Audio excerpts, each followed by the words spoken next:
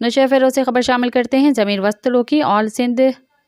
فوتی quota action committee ضلع نشر فیروز کی جانب سے راشد پل، ریحان علی، غلام حسین سیتو، اسد اللہ فہیم وگیو،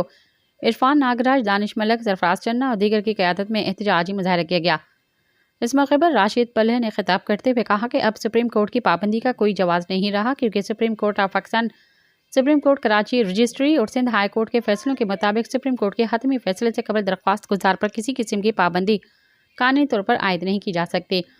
اس وقت فوتی کوٹا کا رول A11 موجود تھا۔ انہوں نے کہا کہ چیف سیکرٹری سندھ نے 11 دسمبر 2025 کے رول A11 میں ترمیم صرف عدالت سے کیس جیتنے والوں کے لیے کی ہے۔ A11 میں کہیں بھی یہ شرط نہیں کہ ملازمت کے لیے عدالت سے رجوع کرنا لازمی ہے۔ راشد پل نے کہا کہ یہ انتہائی افسوسناک امر ہے کہ شہید ذوالفقار علی بھٹو کی جانب سے دیے گئے قانونی فوتی کوٹا کی اہمیت نہیں دی جا رہی، جبکہ عدالتی فیصلوں کو اہمیت دی جا رہی ہے، جو بظاہر ایک اچھا عمل ہے، مگر 18 اکتوبر 2024 کو سپریم کورٹ کی پابندی سے قبل جمع کرائی گئی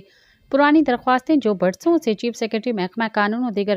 محکموں میں زیر التوا ہیں۔ انہوں نے مطالبہ کیا ہے کہ سندھ حکومت فوری طور پر ان تمام مسائل کو حل کرے اور فوتی کوٹا کے رول A11 میں دوبارہ ترمیم کر کے تمام زیر التوا درخواست گزاروں کو فوتی کوٹا کے تحت ملازمت دی جائے۔ آخر میں انہوں نے وزیر اعلیٰ سندھ اور چیف سیکرٹری سندھ سے مطالبہ کیا ہے کہ سپریم کورٹ کی 18 اکتوبر 2024 کی پابندی سے قبل